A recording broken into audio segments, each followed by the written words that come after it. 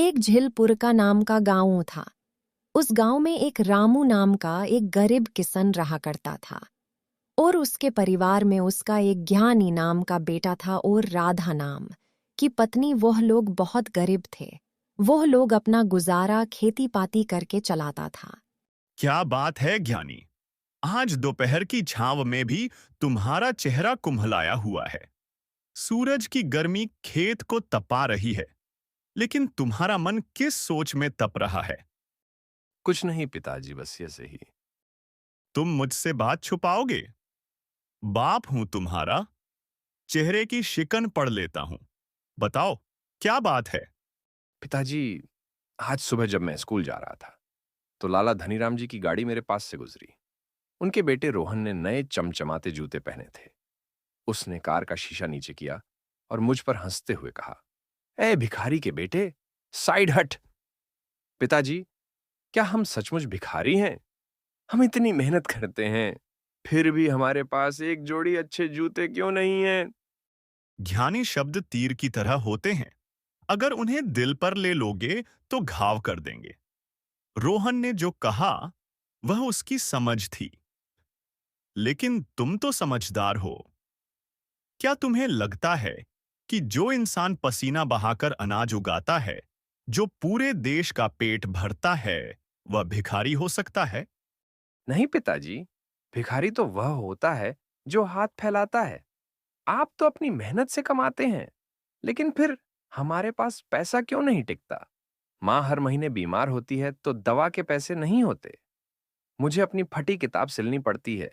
ऐसी जिंदगी से तो अच्छा है कि इंसान के पास खूब सारा पैसा हो, चाहे वह कैसे भी आए। नहीं ज्ञानी, ऐसा कभी मत सोचना। चाहे कैसे भी आए, यह वाक्य इंसान को जानवर बना देता है। चलो, आज शाम को मैं तुम्हें एक ऐसी जगह ले चलूंगा जहां तुम्हें तुम्हारी इस दुविधा का जवाब मिल जाएगा। तब तक चलो इस मिट्टी को थोड़ा और सहला दें। दोनों काम में जुट जाते हैं। पालीशान हवेली का गेट दिखाई दे रहा है। लाला धनीराम हाथ में पैसों की थैली लिए मुनीम पर चिल्ला रहा है। रामू और ज्ञानी दूर खड़े होकर यह सब देख रहे हैं। अरे मूर्ख, मैंने तुझसे कहा था कि मंगू किसान से ब्याज के पूरे 5,000 रुपये वसूल कर लाना। तू खाली हाथ कैसे आ गया? हुजूर, मंगू के घर में खाने को दाना नहीं है। उसकी बेटी बहुत बीमार है। उसने कहा है कि फसल कटते ही वह पाई पाई चुका देगा। मुझे उसकी बीमारी से क्या लेना देना? अगर कल सुबह तक पैसे नहीं मिले तो उसके बैल खोल लाओ और उसके घर पर ताला लगा दो। पैसा भगवान है मेरे लिए, और जो मेरे भगवान का अपमान करेगा मैं उसे बर्बाद कर दूंगा। लाला हवेली के अंदर चला जाता है और जोर से दरवाजा बंद कर लेता है। वह अपने अंदर के कमरे में जाता है जहां तिजोरियां हैं।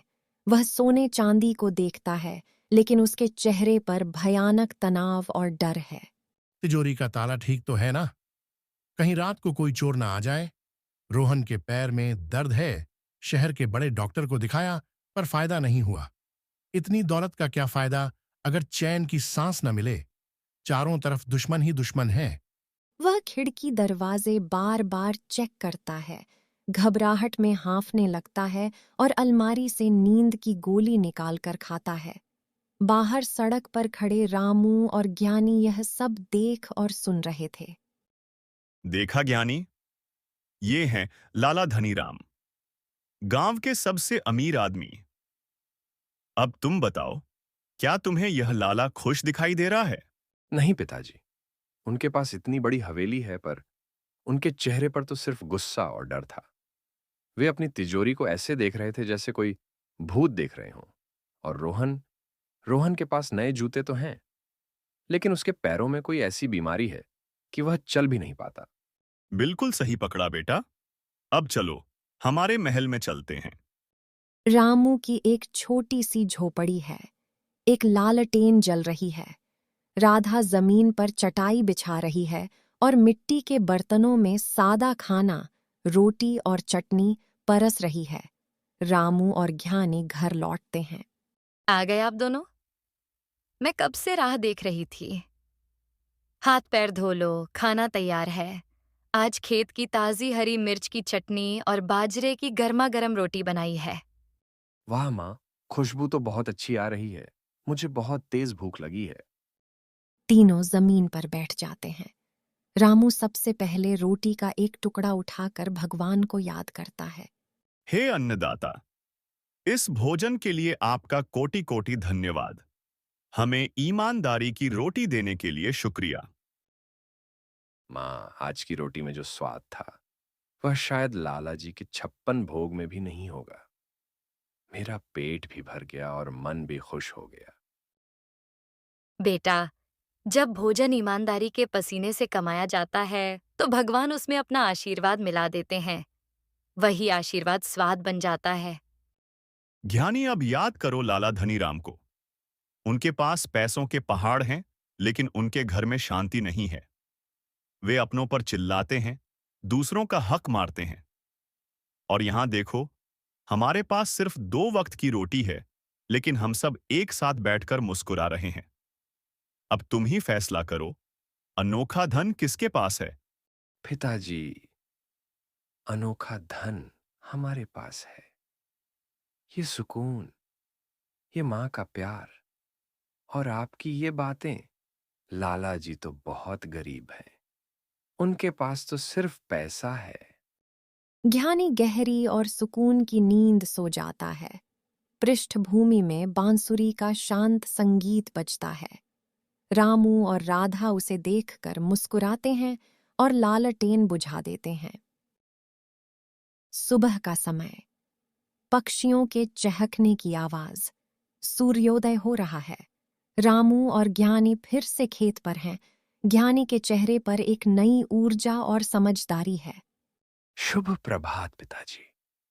आज की सुबह कितनी खूबसूरत है। ठंडी हवा चल रही है और हमारी फसलें देखो कैसे नाच रही हैं। शुभ प्रभात मेरे बेटे। आज तुम्हारी आंखों में वह उदासी नहीं है जो कल थी। क्या खजाना मिल गया? हाँ पिताजी, कल रात मुझे समझ आ गया कि भगवान ने हमें कितना अमीर बनाया है। हमारे पास 2 हाथ पैर हैं जो पूरी तरह स्वस्थ हैं। हमारे पास यह उपजाऊ मिट्टी है और सबसे बड़ी बात, हमारे पास एक ऐसा दिल है जो दूसरों का बुरा नहीं सोचता। शाबाश! यही इस जीवन की सबसे अनोखी कहानी है। लोग सोने चांदी को तिजोरी में बंद करके खुद को अमीर समझते हैं, लेकिन वे भूल जाते हैं कि असली तिजोरी हमारा मन है। अगर मन में संतोष है तो सूखी रोटी भी अमृत है। अगर मन में लालच है तो सोने का महल भी एक जेल है।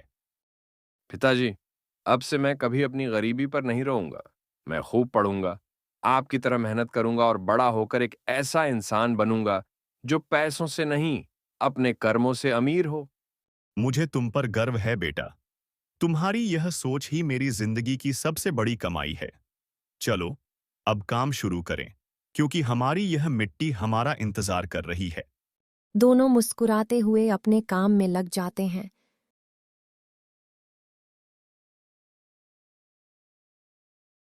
ज्ञानी अब 20 वर्ष का एक सुंदर और समझदार युवक बन चुका है। वह शहर से कॉलेज की पढ़ाई पूरी करके गांव लौटा है। रामू बूढ़ा हो गया है, पर उसकी आंखों की चमक वही है। ज्ञानी बेटा, आज तुम्हारी पढ़ाई पूरी हो गई। शहर की बड़ी चकाचौंध देखकर आए हो। क्या अब भी तुम्हें अपनी यह टूटी झोपड़ी और मिट्टी से प्यार है? पिताजी, शहर की बड़ी-बड़ी इमारतों में हवा तो थी, पर वैसी शुद्धता नहीं थी जो हमारे इस खेत में है। वहां लोग ऐसी कमरों में भी बेचैन थे। आपकी दी हुई संतोष की शिक्षा ने मुझे शहर के किसी लालच में बहने नहीं दिया। मेरा बेटा आ गया। अब हमारा श्यामू गांव के स्कूल में बच्चों को पढ़ाएगा और उन्हें भी एक अच्छा इंसान बनाएगा। हाँ माँ, मैं गांव के हर बच्चे को यह सिखाऊंगा कि असली अमीर पैसों से नहीं, ज्ञान और संस्कारों से बनते हैं। लाला धनीराम की हवेली का दृश्य। लाला अब बूढ़ा और लाचार हो चुका है। उसका बेटा रोहन बड़ा होकर जुआरी और शराबी बन गया है। वह लाला से तिजोरी की चाबी छीनने की कोशिश कर रहा है। बुढ़े, जल्दी से चाबी मुझे दे। मुझे शहर जाकर अपने दोस्तों का कर्ज चुकाना है। अगर आज पैसे नहीं मिले तो वे मुझे जान से मार देंगे। नहीं रोहन, मैंने यह पैसा खून पसीना दूसरों का खून बहाकर जमा किया है। अगर तूने यह भी उड़ा दिया तो हम सड़क पर आ जाएंगे। डॉक्टर ने कहा है कि मेरी बीमारी का इलाज अब मुमकिन नहीं है। मुझे पैसों की जरूरत है। मर जाओ तो बेहतर है। तुम्हारी बीमारी पर फूटी कौड़ी भी बर्बाद नहीं करूंगा। रोहन चाबी लेकर भाग जाता है। लाला जमीन पर गिरकर तड़पता है। हाय, ये मैंने क्या किया? जिस बेटे के लिए मैंने पूरे गांव को लूटा, आज उसी ने मुझे लात मार दी। मेरे पास करोड़ों रुपए हैं, पर पानी पिलाने वाला कोई नहीं है। रामू और ज्ञानी खेत से घर लौट रहे हैं। तभी उन्हें सड़क के किनारे लाला धनीराम बेहोश और तड़पते हुए मिलते हैं। उनका शरीर बीमारी से जर्जर हो चुका है। पिताजी, देखिए, ये तो लाला धनीराम जी हैं। इनकी हालत बहुत खराब है। इन्हें सांस लेने में तकलीफ हो रही है। ज्ञानी, जल्दी से इन्हें उठाकर हमारी झोपड़ी में ले चलो। लाला जी ने चाहे जो किया हो, पर इस वक्त वे संकट में हैं। एक इंसान का धर्म दूसरे इंसान की मदद करना है। लेकिन पिताजी, इन्होंने बचपन में हमारा अपमान किया था। बेटा, बुराई का जवाब अगर बुराई से देंगे तो दुनिया में अच्छाई खत्म हो जाएगी। हमारी अमीर सोच का इम्तिहान यही है। चलो, उठाओ इन्हें। रामू और ज्ञानी लाल धनीराम को अपने घर ले जाता है। लाला धनीराम एक खाट पर लेटे हैं। राधा उनके सिर पर ठंडी पट्टी रख रही है और ज्ञानी उन्हें जड़ी बूटी का काढ़ा पिला रहा है। रामू उनके पैर दबा रहा है। लाला की आंखें खुलती हैं। मैं कहाँ हूं? रामू, तुम लोग मेरी सेवा कर रहे हो? मैंने तो हमेशा तुम्हारा बुरा चाहा, तुम्हारी जमीन हड़पने की कोशिश की। लाला जी, आप हमारे अतिथि हैं। अतीत को भूल जाइए। इस वक्त आपको आराम की जरूरत है। यह काढ़ा पीजिए, आप ठीक हो जाएंगे। रामू, मेरा बेटा रोहन मेरी सारी दौलत लेकर भाग गया। मेरे नौकर मुझे छोड़कर चले गए। जब मेरे पास सब कुछ था, तब मैं अकेला था। आज मेरे पास कुछ नहीं है, तो तुम गरीब लोग मेरे साथ खड़े हो। लाला जी, इंसानी रिश्ते पैसों के मोहताज नहीं होते। हमारा यह छोटा सा घर भले ही मिट्टी का है, पर यहाँ दिल बड़े हैं। सुबह का सूरज उग रहा है। लाला धनीराम अब काफी बेहतर महसूस कर रहे हैं। वे खाट से उठकर खड़े होते हैं और रामू के सामने हाथ जोड़ लेते हैं। रामू, आज मेरी आंखें खुल गईं। मैं सालों से सोने के पिंजरे में बंद एक भिखारी था। असली अमीर तो तुम हो। तुम्हारे पास जो परिवार है, जो शांति है और जो दूसरों के लिए प्यार है, वह मेरी तिजोरी में कभी नहीं था। मुझे माफ कर दो रामू। लाला जी, ऐसा मत कहिए। ईश्वर ने आपको सब कुछ दिया था, बस आप उसे समझ नहीं पाए। अब जब आप समझ गए हैं, तो आप सचमुच अमीर हो गए हैं। मैं अपनी बची हुई जिंदगी और अपनी बची हुई जमीन गांव के भले के लिए दान करूंगा। जमीन पर गांव के बच्चों के लिए एक बड़ा स्कूल और अस्पताल बनवाओ। मैं अब इस अनोखे धन को बांटना चाहता हूं। लाला धनीराम अपनी बची हुई जमीन गांव के हवाले कर देता है और नई स्कूल का बोर्ड लगा है, अनोखा धन विद्या मंदिर। गांव के सभी बच्चे साफ सुथरे कपड़ों में खड़े हैं। रामू, राधा, ज्ञानी और लाला धनीराम, जो अब साधारण कपड़ों में मुस्कुरा रहे हैं। भाइयों और बहनों, आज हमारे गांव का हर बच्चा पढ़ रहा है।